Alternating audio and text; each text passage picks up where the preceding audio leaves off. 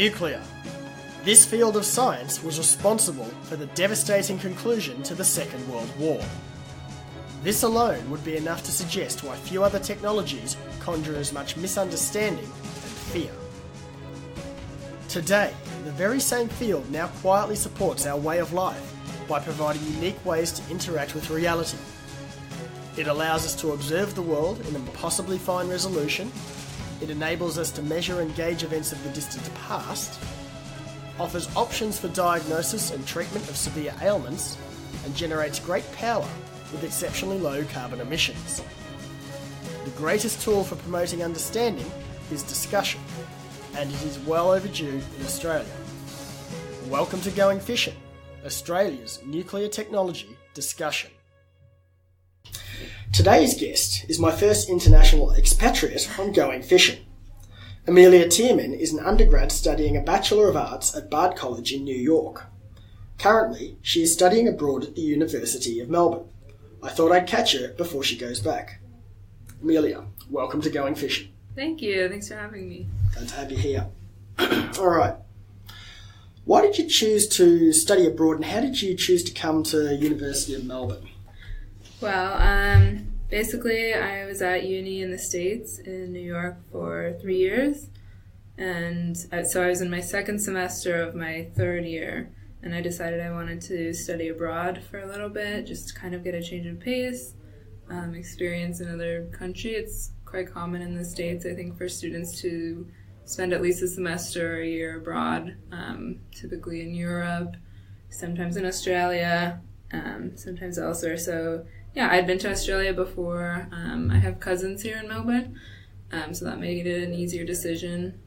I was sort of like Googling like universities in Melbourne, and yeah, so I just picked Uni Melb and decided to come over, and I really loved it. I loved the change of pace.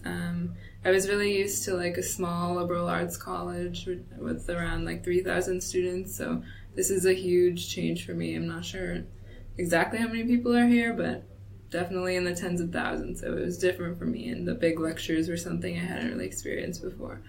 And then I decided to actually extend and stay another semester, which was another good decision. And I think I've really like grown from just being on my own. But I was already kind of used to being, far from home because I went across the country. Like 17-year-old me wanted to go across the country for uni in the first place. So where was 17-year-old you from? So I'm from California, from the Bay Area. And my school that I selected is in upstate New York. It's called Bard College. And yeah, I just wanted to get away from mom and dad, go super far away to the cold, depressing winter. And I really wanted to do that. And yeah, and my mom's family is actually like mostly from that upstate, like Westchester area, so it's quite near the school. So I still had like a bit of a support network, but I felt super independent at the time. And yeah, so I've just kind of been like really far from home for a long time. I kind of just want to go home. Little bit homesick. Yeah, when I get home, my mom's like whenever I get home, she's like, "Oh, what can I feed you? Like, what dinners do you want when you get home?" And she like wants to take care of me. And then after about 3 days of that, she's like, "Why don't you do the dishes? Like, do some housework for once." Yeah. Nice. It's always nice to get home. It is. Yeah. All right, I'm not super familiar with what constitutes a Bachelor of Arts, but all I know is that arts covers a very broad portfolio of intellectual thought. Can you tell us a bit about your degree and what you study more specifically? So the name of my major is Environmental and Urban Studies. So I think they purposely made it quite broad of a subject, and it's classified as interdisciplinary studies, I guess. So I think in the States, I'm not really sure how it works here, they sort of divide it, at least at liberal arts universities, which is, I guess, a type of university approach or format. They divide it into like Bachelor of Science, which is more strictly like STEM, and then Bachelor of Arts, which is kind of everything else, like the humanities, social studies, stuff like that. So So, like, environmental studies falls into that category of arts, because it's just, it's very, like, multi-breadth, I guess. So, you can kind of choose any path in that subject, I guess. You can go more like a conservation ecology route, if that's what you're interested in, and my focus is more of like economics and policy and development, which is what it's called. But there's like 9 different concentrations within that, so it's really broad. You can do urban planning, and that was something that originally like made me gravitate toward that subject, because I started with biology just thinking that I liked it, and in my first year of uni I wanted to do biology, I thought.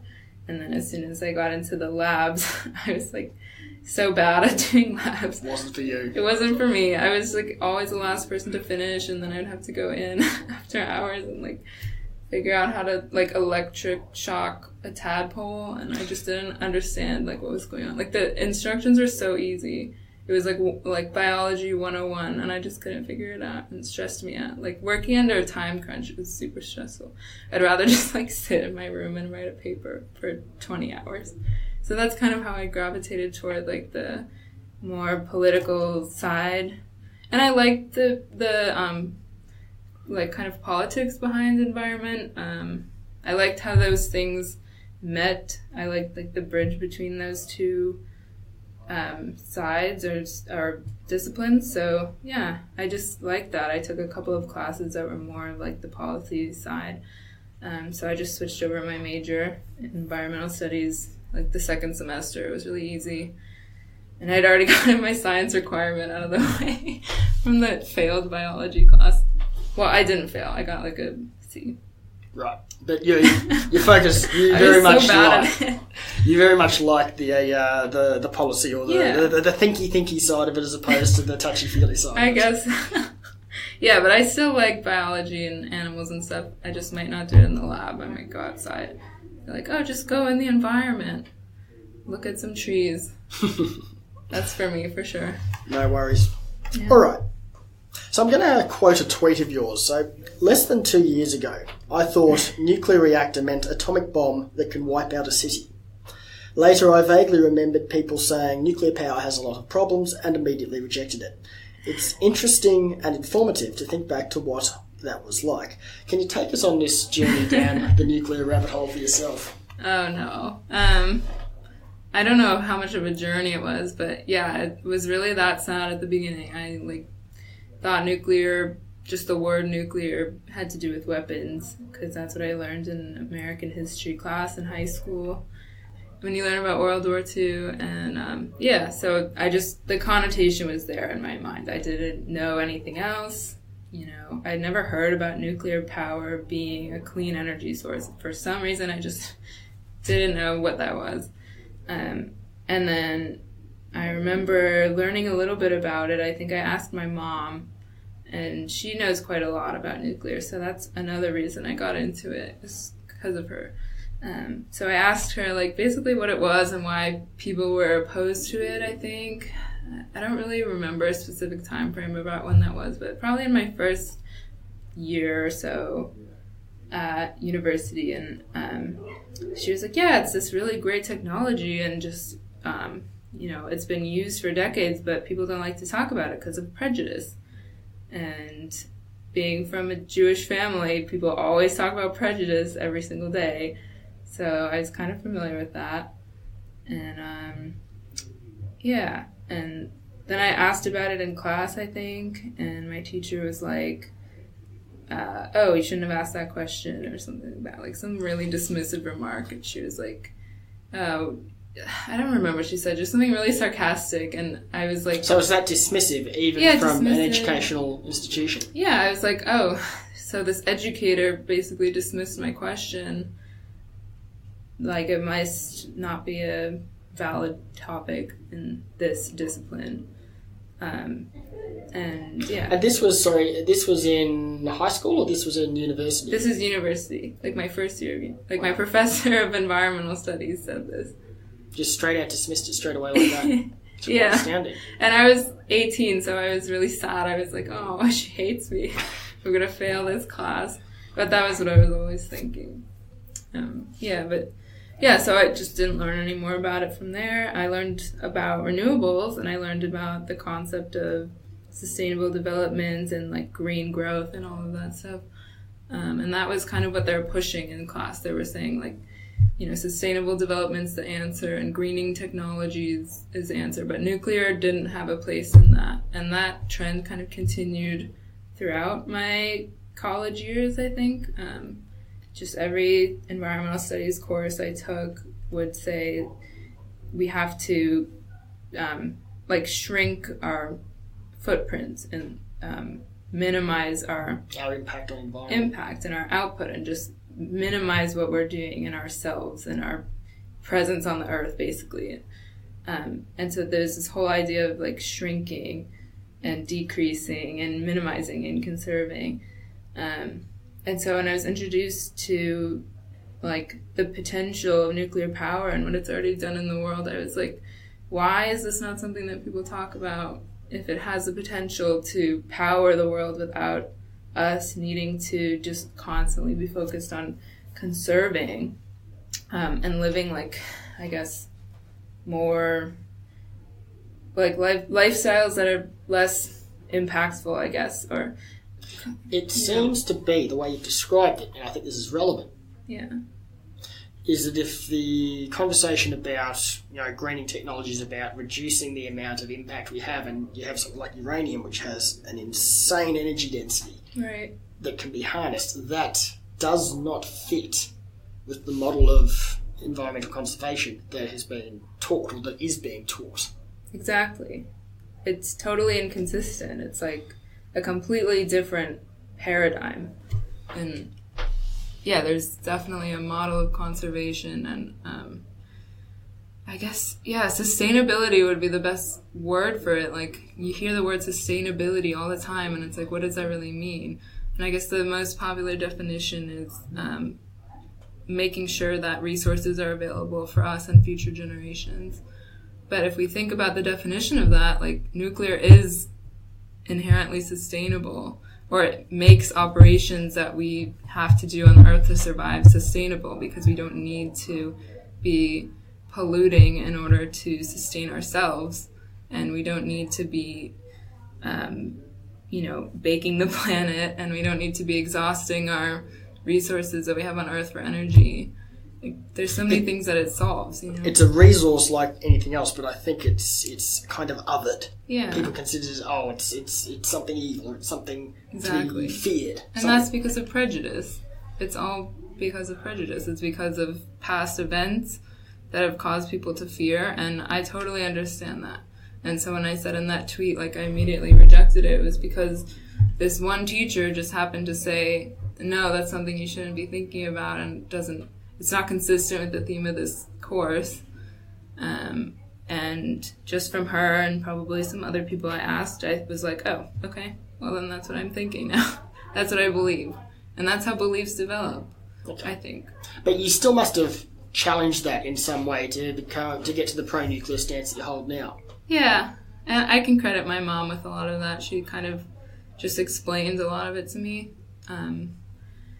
So your mother had the nuclear conversation with you. It was my mom, that your teacher refused to engage in. It's kind of the opposite now. You think of like kids educating their parents, but it was my mom. She knew all about the technology. She's very environmentally engaged in our community back home, and she's a really cool lady. Basically, she was in, her career was in technology. She was sort of like in the finance side of technology startups, so she knows all about like kind of the up and coming and what's the best thing that we should be looking at for the future. And I think nuclear is something that's really interested her for a long time. So I give her like all the credit for sparking my interest for sure. But I did have to like read a lot of articles and read books. Oh, definitely. And there was no course material that I could turn to and be like, oh, I can learn from this, and like I can learn about this from my courses. And I just had this moment of being like, how much of these classes can I really take at face value? And so I'm really grateful that university gave me this kind of knowledge, I guess, inadvertently, that I shouldn't really take anything at face value, that I learn. I should always be questioning. And even though they're professional educators, you have to learn what's valuable information and what's something that you can take and be like, I'm not so sure about that. How can I read more and how can I learn more? And that's different from just outwardly being like, oh, they're wrong. Because if I said that, like, things wouldn't turn out so well either, yeah. Which I even learned this semester. I mean, I didn't do so well on a paper about nuclear that I wrote, which I was a bit pissed off about, but it's okay. I'm over it now. Yeah, but I don't know. No one is, like, above questioning, Like, no one is really immune from being questioned, especially environmentalists. Should always be questioned. I don't know where I'm going with this. It sounds like that you've challenged a position that's been held at the educational institution, and you've received a bit of pushback for it, which might not be right, and it might not be the way things should be, but that's the way it's sort of panned out.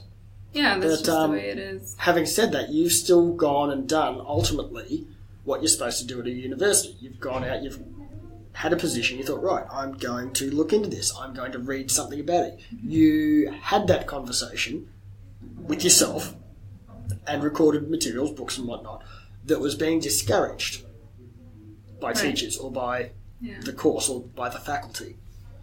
Yeah. It's interesting. Well, thank you.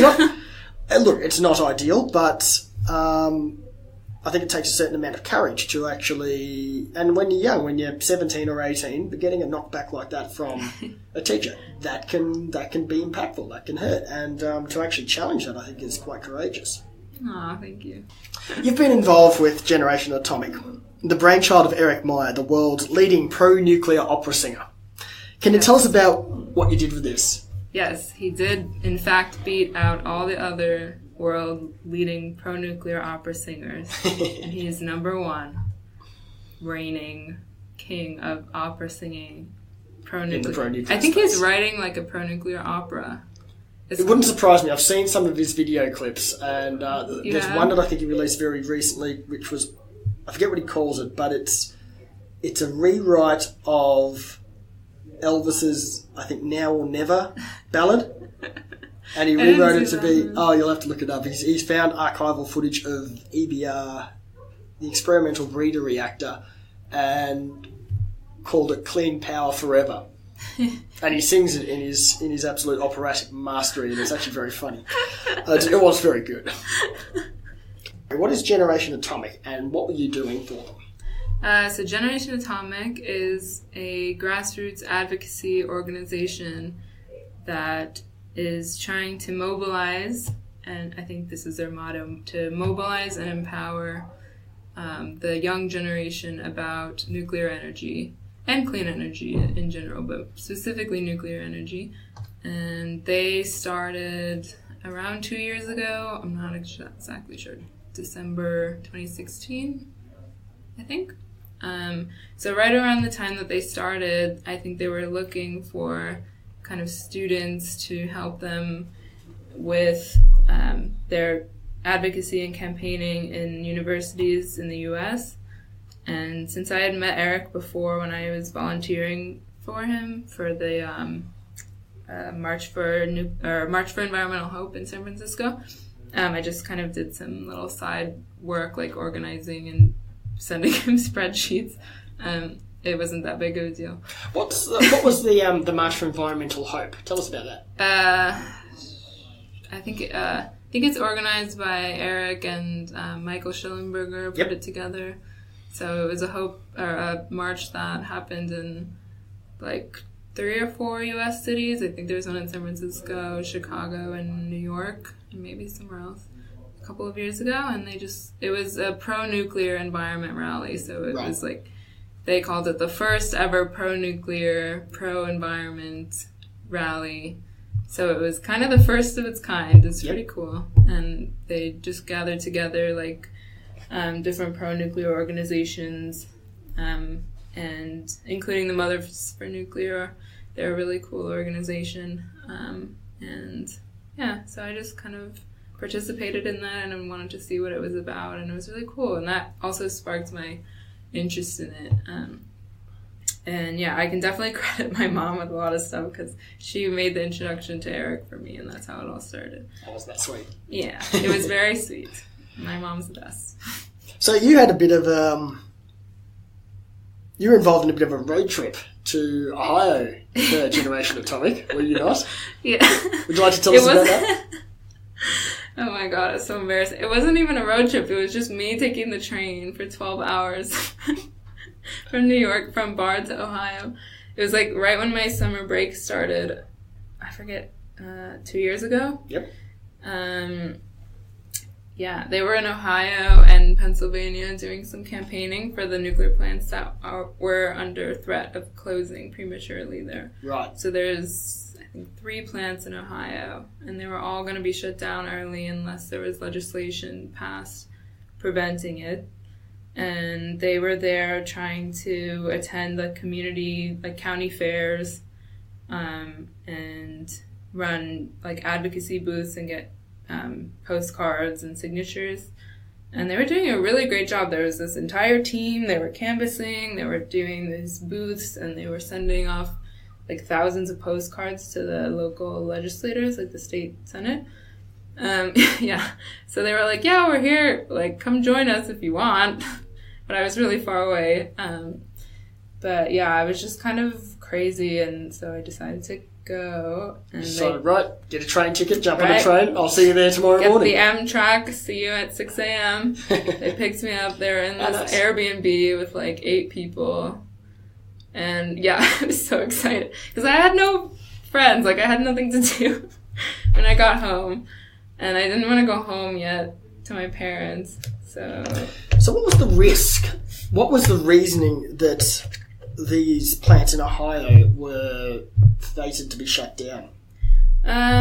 It's really just like misguided policy making, and also environmental groups like Greenpeace, like, you know, doing advocacy. Anti-nuclear movement. And yeah, it's like...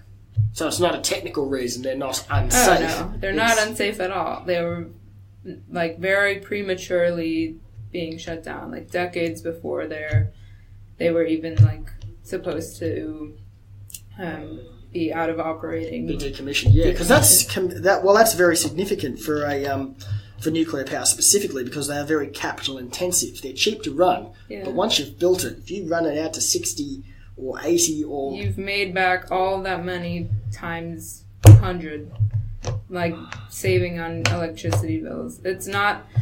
Like, if they say it's an economical decision, it's not. That's a very misguided thing to say, because, first of all, there's thousands of jobs in that industry, billions of dollars in electricity bills. These are just, like, local people that work at the power plants and that pay regular electricity bills. And so people don't know that that's happening. So we would be at these booths, like, telling people... it's outreach. Like, do you know what this is happening? Yeah, exactly. Like, do you know how much carbon emissions is going to happen if, like, these plants go under? And do you know how much more you'll have to pay in electricity bills? And those communities are really sustained by the power plants. Like, it's basically the economy in those towns. And people were, like, shocked to find that out. But some people obviously work there, and they're like, yeah, I know all about this. This is my job that's at stake. And we'd have, like, some little kids be like, please save the plants. On the postcard, they would write, like, save the plants because it's my dad's job. And, like, I don't want him to lose his job. So it was good community engagement. And that's what Jenna is all about. Like, they just want to... make it more broadly known the role this technology plays and should play. Yeah, and they don't want to frame climate change as like this big disaster, even though, you know, it kind of is a big disaster, but they don't want that to be their like mantra that we have to save ourselves from ourselves. They kind of want to be like, look, there's this technology here and this possibility, and anybody can be a part of the movement. And it was a really positive thing. It seems like a good idea because it's about, okay, well, nuclear power is low emissions and can fight climate change, but these are all the other things, an intelligent, well thought out investment into the community that it can offer. And I think that's actually a very good idea. It's it's a positive story. This is an opportunity. This is something that can benefit a community. Yeah, of course. It's very positive. And it's not even something that has to be invested in, like, financially, because it's already been built. Oh, yeah, the existing plants. In the sense of, they're already existing. So, like, closing them down is a much bigger change than not closing them down. Than keeping them running. Like, there's no implications, like, negative implications from keeping them running. But they're shutting down even though there's no real reason to. And that's where there's misinformation. And that's as a result of poor government policy or poor energy market policy. Yeah, misguided. That's something I think policy. we have here. Yeah. I could say you guys have a little bit of misguided energy policies. Oh, I'd say it's a little bit expert. more than a little bit, but yeah. Yes. All right. Very good. Look, you spoke at the 8th Thorium Energy Alliance conference in St. Louis. What's the Thorium Energy Alliance? So the Thorium Energy Alliance is the leading organization in the U.S. that is trying to promote thorium for nuclear fuel, which doesn't currently exist in reactors today, but will potentially in next generation reactors or fourth generation reactors. So the organization's run by John Kutch, and it's a coalition of industry people and engaged people, and there was the 8th conference in St. Louis, and Generation Atomic wanted to be part of it because they love that group, and we just wanted to... I said I spoke there, but I didn't really speak. I was sort of part of like a presentation, like a group presentation where we kind of spoke about what we did, and then we led these little breakout sessions where everyone wrote like letters to the editor for Ohio. It was like fake because they couldn't actually write it because they weren't like residents of Ohio. But it was just to practice kind of. And people had never done that before, so they were like, oh, this is fun. Maybe I'll do this where I live. Okay, so you were help representing Generation Atomic at that particular event. Yeah, I was just there kind of to see what was up and what was going on and what those conferences were like and meet people, and it was a lot of fun. And I was kind of in that area anyway because my dad's from St. Louis, so that was fun. Nice. Yeah. Cool. All right, well, let's talk a little bit about the US and the Australian energy market. You guys have just shy of 100 operational nuclear power reactors, biggest fleet in the world. Australia has none. We've outlawed building them. Furthermore, the USA has 50 operational research reactors, and we've got one. Now, I won't be offended by any honest criticism, but how do you reconcile this? How do you see this as a US observer or living in Australia? What does this say to you? Well, I wouldn't say I've really lived in Australia long enough to be an expert on your guys' energy policies. But just being a student, I think, and taking an environmental politics subject here, I've gotten to learn enough about it that I can draw some comparisons. So, get ready. No, I'm just kidding. Brace, I'm ready. Yeah, it's just interesting to learn because, like, obviously there's some ways that you can compare US and Australia and some ways that they're really different. In the sense that we're both, like, a liberal democracy, I guess. Like, environmental policies are kind of passed in a similar way. It's not the same because you have a parliamentary system. But anyway, I don't really know the details, but I do know that, like, our respective, like, adoption of international law has been very different. Like, I think you guys didn't sign on to Kyoto Protocol right away. And then once you did, it was like to get more emissions passed, like so that you wanted to weaken the target. You wanted to pollute more or something like that. But the U.S. isn't much better because like we know that like Bush didn't want to sign it either, and then that set the precedent for everything. And I think the U.S. or Australia kind of like followed in the U.S. footsteps of like not signing stuff. If I or challenging the targets because we're running a nation here and it's currently still being powered by fossil fuels. Yeah, it's like all coal.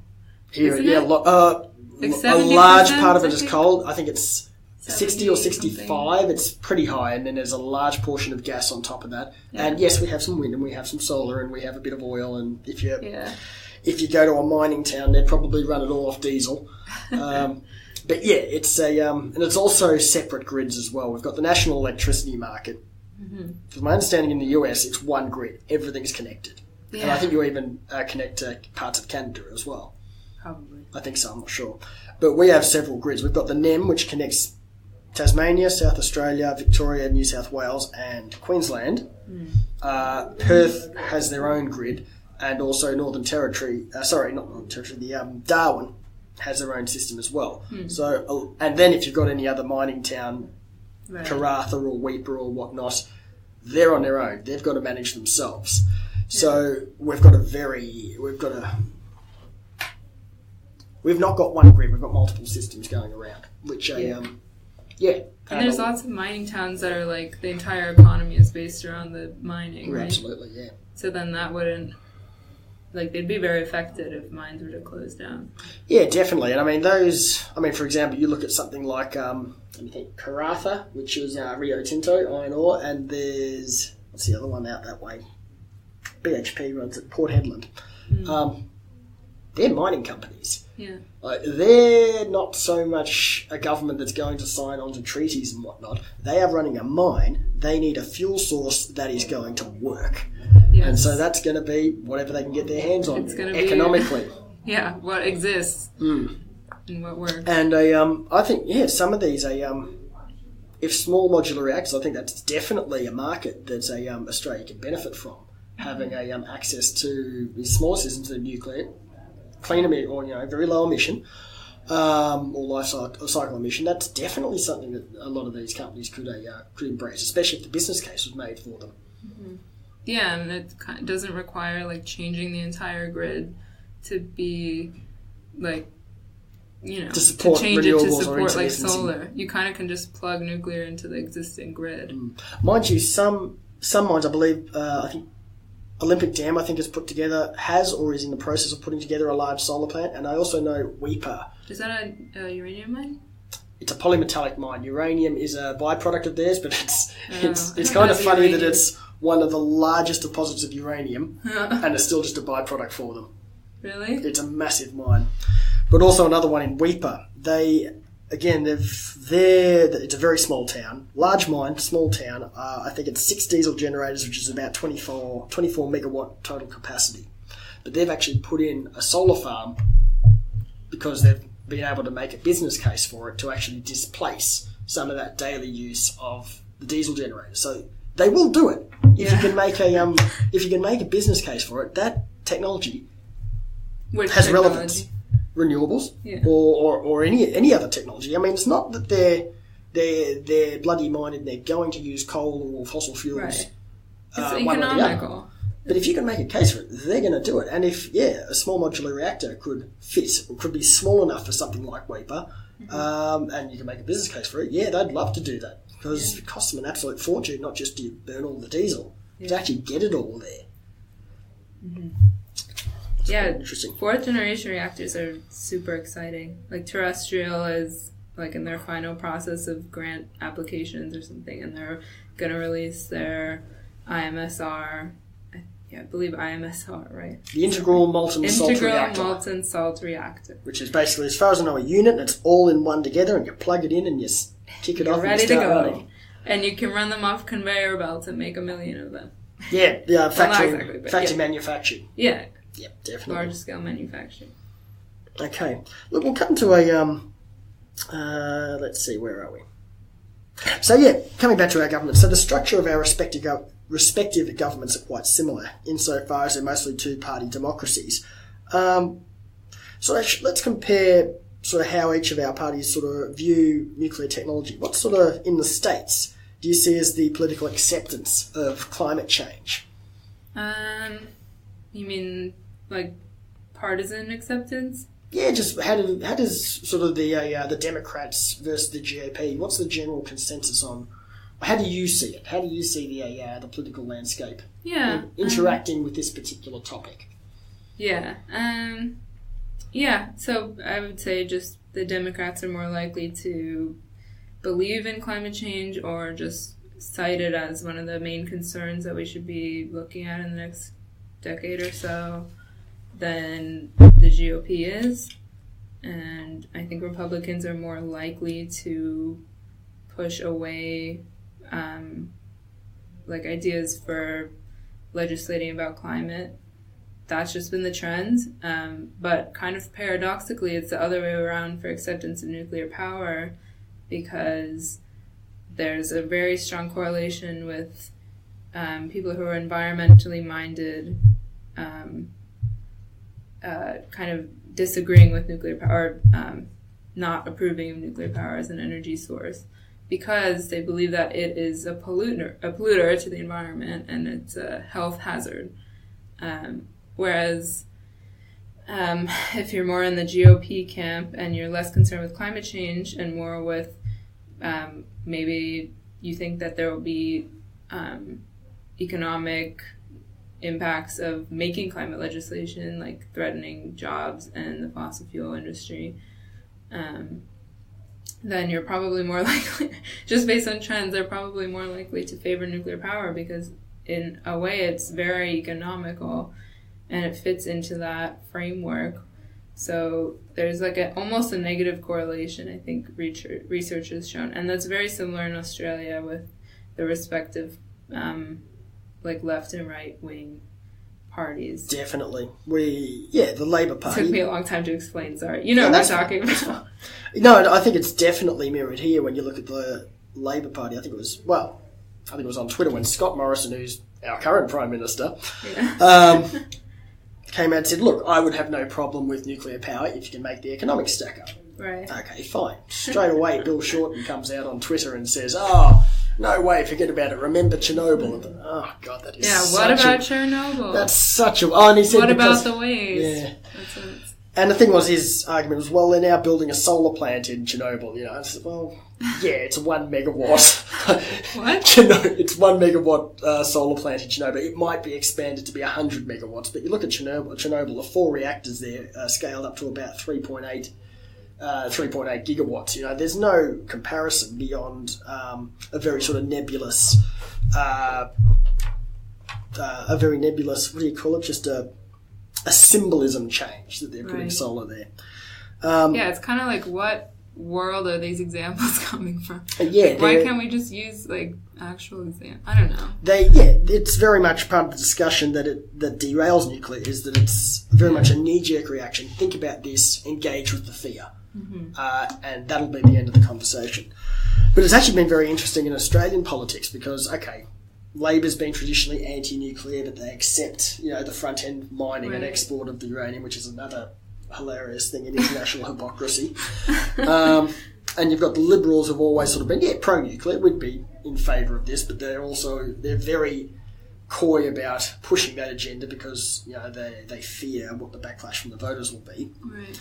And so the conversation just doesn't happen. Now, energy is becoming a real hot-button topic in Australia, I believe. And it's interesting that one of our splinter independent parties, the Australian Conservatives, really is beating this drum at the moment. So Cory Bernardi, again, hilarious. I believe he's on the record as being a climate change denier, has actually come out with this report that he's managed to, or a white paper that he's managed to commission from the Massachusetts Institute of Technology, advocating for a nuclear power station in South Australia to desalinate water to grow crops for export. And in this case, they've chosen potatoes, which I think actually that one of the funniest things that came out on Twitter was someone said, "Oh, you mean atomic potatoes for reaching critical mass?" But it's a terrible joke and it's absolutely brilliant. Oh my God. I love a potato pun. But yeah, it's mind-boggling that essentially a hard right splinter party, which is often considered to be, the people that don't care and all about economics and screw the environment, have actually come forth with the method of introducing nuclear power into Australia, which is a clean source of energy, and here's a way it can benefit our economy by growing potatoes. I mean, whatever works, right? Yeah, definitely. Look, More McDonald's for everyone. I'd be all for atomic potatoes for South Australia. Yeah, that sounds really good. You put extra chili sauce on them. They'd be extra atomic. Atomic French fries. I mean, like, you would eat that, right? Damn straight potato cake. Yeah. Drop it in a reactor, I would still eat it. Alrighty, cool. So anyway, I have to broach this subject. Don't mention any names, but would you be willing to talk about anti-nuclear ideology in Australian education? Uh-oh. This is because of my tweeting, huh? Little bit, yeah. Yeah, I got a little bit into, like, the Twitter. I just, like, kind of had, like, some Twitter tantrums, like, after I had encountered... Well, no, I'm totally kidding. Yeah. You were venting some frustrations. I was venting frustration. I just wanted to see what the reaction was, and then for some reason I got this big reaction, and I was like, oh, people are really cheering me on. This is kind of nice.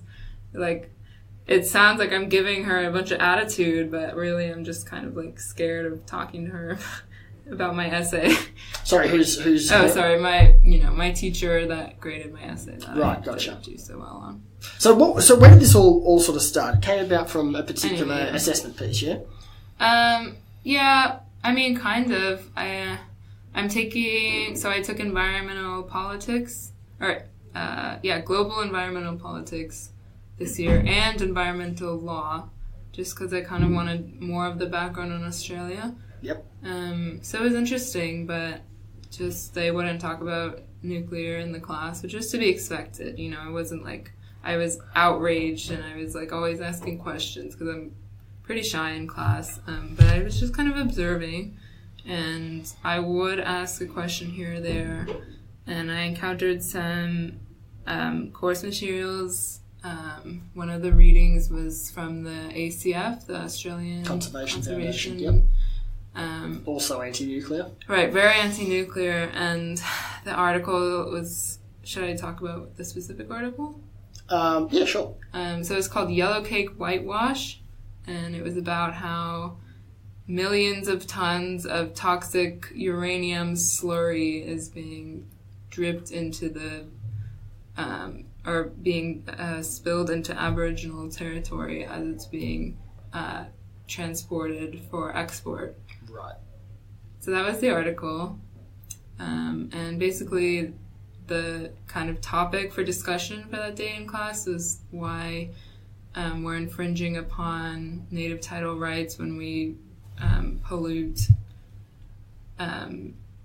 like Aboriginal sacred sites, or just drop our radioactive sludge into like Aboriginal territory. And this sort of comes back. Yeah. I'm sorry. When you frame it that way, you can make a really terrible sounding story about It sounded terrible. Literally the first sentence was like, just after like thousands of tons of radioactive sludge was being dumped. Like, it literally, that was the language that was being used. But I bet what they're not saying is that, okay, well, they're either talking about the processed uranium yellow cake that's being sent to export, or they're talking about the tailings left over, which is, left over from the mining process, which is technically still radioactive, and there are trace amounts of uranium left over. But it's not any more dangerous than tailings from coal mining.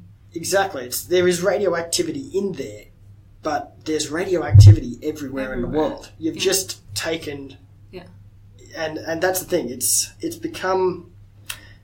The anti-nuclear movement has been very successful at making the word radioactive a binary. Yeah. It's radioactive or it's not. And if it's radioactive, it's from uranium. It's terrible. Yeah. And it's not the element of uranium that's the only thing that's radioactive. That's not what radioactive means. Radioactivity comes from any element that's decaying. And a lot of byproducts from other types of mining, like coal mining, for instance, have byproducts that are just as radioactive from different elements. I'm not a chemist or anything, but I understand how that works. The uranium decay chain, you start with uranium, it decays into something else, and decays into something else, and goes through about 15 different steps. One of them is radon, which is everywhere in the world, so it's radioactive gas that just comes straight out of the ground. Yeah. No one seems to freak out about that. Mm-hmm. Actually, that's not entirely true. There are regulations around the world in regards to basements and how you vent radon gas from certain areas. But yeah, radiation exists in the world. It's not just. And I think a lot of the radiation they might be talking about is from radon when they talk about radioactive decay near the mining sites, right? It's definitely a contributing factor. But radon's significant because it becomes a gas and then it just comes straight out of the ground. Yeah. No one's really concerned about something's radioactive that's in the ground. That you're not going to, if it's alpha radiation, which a lot of the time it is, it's not going to get through all the overburden on the top. Radon's different. Comes out of the ground until it decays again and falls back to Earth. Yeah, exactly. So it's everywhere in your environment. We'll attach required reading about this. Yeah, fair enough. But I bet that required reading wasn't part of that particular class study. Yeah, so that reading, so the class topic was, well, what do we do when property rights are infringed upon? And so that's a perfectly valid legal topic that you talk about in class. It's very interesting. The whole subject of native title is interesting to me and honestly very weird. Like when we learned about it, it was like, well, native title exists, but only until people decide that it can be extinguished, which can be any time. So it's like this thing that exists in Australian law, but there's like different ways that you can just decide to go use native lands for any purpose and just suddenly arbitrarily decide that the law is extinguished. It's really interesting stuff, and it's like kind of depressing and kind of weird. No offense to Australians, but yeah, it was interesting to learn about. But anyway, I just didn't think that this topic about uranium was really germane to that debate because there's, Australia wouldn't just be allowed to dump radioactive waste into the environment. That would be against the law. Yeah, we did a little bit of that early on with Rum Jungle as a mine. Yeah, it was a really terribly run mine. So maybe that's where this a lot of it would be. Is coming from. But this is the thing. This is the way I see it. Nuclear is it's still quite a young industry. It wasn't, it was the 40. Well, it came out at the end of World War II. When you're building a new industry, you're going to make mistakes early on, and they've been made. There are toxic places like Sellafield, like Hanford. Making nuclear weapons was a pretty dirty business. And even in Australia, I think one of our first mines was Rum Jungle, and that was really poorly managed. But you learn from that, and that's true for any industry. Go back far enough, there are some really polluted places in the world that have nothing to do with radiation. Right. But that's why you develop regulation, you develop standards, you develop capabilities of being able to manage these things. And okay, I get that not everything's always perfect 100% of the time, but if you want to live in a developed nation, such as we do at the moment, you need to have industry. Mm-hmm. Industry manages potentially dangerous energies every day, and most of the time they do a pretty good job of it. When things go wrong, and they do go wrong, yes, you have to learn from that, but just to simply, and this is a thing that does irk me, just to simply rule out nuclear technology because of radiation or something, it's just another form of waste. We have another form of waste that has some very specific characteristics, but it still forms part of our world that we all take advantage of. Mm-hmm. So yeah, and I think, part of that is having a conversation about it and helping people understand the risks and the challenges, but to also understand more about what it is and what it isn't, and try and step away from the boogeyman of the nuclear monster or the fear that's been entrenched into the culture. Kind of be emotionally detached from it is a big part of it. Even though that's hard to do because there's a lot of emotional baggage that has to do with the word nuclear and with nuclear power and with nuclear weapons. And honestly, if we change the name, maybe that would make a big difference. I've discussed this with people before. Maybe we need to go back to using atomic. Atomic. Then you think atomic bomb. Yeah, and this is the thing where that I push back, because when people say, nuclear, and I say, nuclear is just a name of a science. Right. It is the study of the nucleus of the atom. A natural occurrence that happens in every star in the universe. It is the study of the nucleus of an atom. If you describe it like that, all of a sudden it sounds way less scary. Yes, you can have nuclear weapons. You can also have nuclear science. You can have, what do they call it? It's irradiation treatment for food, which is done worldwide and considered a suitable alternative to chemical and heat treatments when it comes to treating food for export and for shelf life and whatnot. So yeah, it's I don't think we should run away from the word nuclear. I think it should be reclaimed from those who would use it as a fear point. Yeah. That's nuclear, that's dangerous. No, that's nuclear, that's a science. It's just chemistry and physics. It's like physics, nuclear chemistry. There are nuclear chemists, there are nuclear physicists. It is an application of science. It's not the apocalypse. And what you said before about it just being a different form of waste with different characteristics, like it's also important to just know really the science of what's going on and like where the waste is stored, what happens to it once it's stored, the quantity of it. Because, this teacher would say like, well, waste is something that you really have to figure out what you're going to do with, and it's something that has to be addressed if you're ever going to do academic analysis about nuclear power. That's something my teacher said to me. I'd agree with that. So I was like, yeah, absolutely, you're right, but it's not really a hard thing to address because, like, it's literally easy to say what happens to it, It's and not... On that logic, and this is a point of contention that no one seems to argue, but what do you do with the waste from fossil fuels at the moment? We just vent that into the atmosphere. Yeah. There's no plan there. That's just, I can understand why it happened. Back in the day, Industrial Revolution and well before that, we burnt this, we get heat, we can use this. No one was thinking about that. It was the turning point for humanity. Yeah, no one was thinking about greenhouse gas emissions and climate change when they discovered that coal burnt. It was becoming much more of a... we understood a lot more about it when we started I suppose when we learned how to fission the atom and we developed nuclear power, and all of a sudden our waste was something that was tangible and was a solid that you could say, there's the nuclear waste in that parking lot over there, or in that reactor, or in that spent fuel pool. It's very much something that's visible. It's not something that's invisible greenhouse gases in the atmosphere. It's true. Alrighty, look, we'll wrap up fairly soon. It's been very interesting, but what do you think your plan is? What do you think your plan might be once you graduate? Do you have a particular thing in mind, or are you still juggling possibilities? I guess juggling possibilities is the answer, although I have no idea what the possibilities are. Do you still have more study to do when you go back to the US? I do. I graduate in May.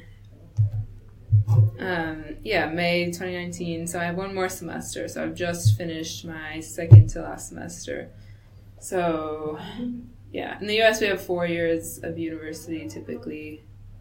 I know it's 3 here. Oh, it depends what course you do. Some are 3, some are 4, some are ridiculous and they're 5. 5? Some are 5 if you fail a subject. Well, I might be doing 5 years. That would be... Many of us been there. I've been there. Really? You did 5 years of university? Undergrad? I did fail a subject at one point and had to... Well, I did some work part-time and came back to it. But yeah. Everyone fails. It's okay. Yeah. If any of you guys are uni students, don't worry. It's okay to fail. No, I'm just kidding. You should do your homework. Quite right. The Fourth Generation blog. Yeah, the Fourth Generation. I have read some of your articles on that. Can you tell us a little bit about the Fourth Generation blog? It's a blog that's... Well, it's a bunch of different experts and also students. Kind of whoever wants to say something about nuclear or about advanced nuclear technologies. And Canon put it together, and it's kind of everyone writes like a 600-word post, although I think, Ben, you might be guilty of writing 10 times longer than that. But I would refuse to believe it. I think you wrote like a 10,000 word, 10,000 word blog post. But everyone else has to write 600 words, and it's like every week or so there's a new post, and it's kind of like insights, mixture of like insights, news, just whatever's going on that we think is important to know. But it's not just related to what terrestrial energy is doing through IMSR. Some of it is. By all means, but it's not restricted to that. Yeah, it's like the 4th generation blog, so it's like focus on advanced technologies, but there's also climate and just technology in general and the future. The future for nuclear. Just the future. Okay. It's the future blog. So yeah, it's been fun. I've just written a couple of things for that, but yeah. Well, it's been a lot of fun. Amelia Tiemann, thank you very much for coming to speak to us on Going Thanks so much Fishing. for having me. This is a lot of fun. No worries. Excellent. Thank you for listening. Going Fishing thanks Amelia for her contribution and wishes her well for her studies and future career. The 4th Generation blog is at fourthgeneration.energy. Several articles by Amelia are hosted there. Generation Atomic is found at www.generationatomic.org. Links are in the description for Eric Meyer's Clean Power Forever music video on YouTube, the MIT white paper entitled Potential Applications of the Modern Nuclear Fuel Cycle to South Australia, and the article Yellowcake Whitewash. Please note that this article is paywalled. Thank you for listening. @FishandGoing is the podcast's Twitter handle. Australia is a young nation located on the far side of the world. Our history demonstrates we can stand up to injustice, admit when we are wrong, and muster the courage to act in spite of our fears. By no means are we perfect, but we often punch above our weight on the world stage. Today, our greatest challenge is not posed by international tensions, but from how humanity chooses to progress. We have everything we need to lead the world in making the right choice, and we only need to embrace the courage to do it. This has been Going Fishing, hosted by Logan Smith.